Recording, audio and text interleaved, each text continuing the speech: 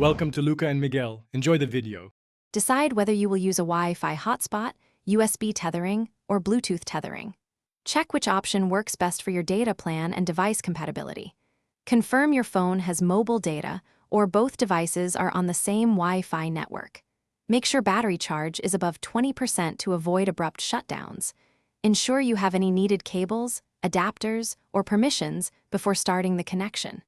If corporate or school restrictions apply, request network permission in advance. Prepare your password and device names for quick identification. Enable mobile hotspot on your phone and set an SSID and strong password.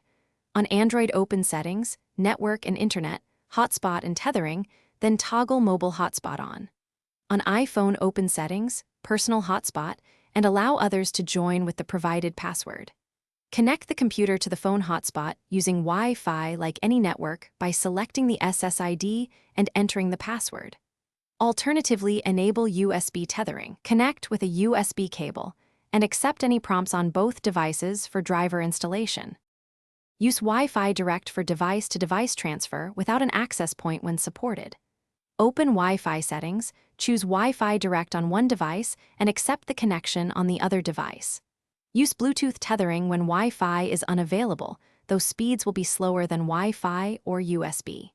Pair both devices over Bluetooth in settings, then enable Bluetooth tethering on the phone. Restart devices, update network drivers, or toggle airplane mode to resolve common issues quickly. Always secure your hotspot with a strong password and disable sharing when not needed. Thanks for watching and please subscribe. It's the best investment you'll ever make.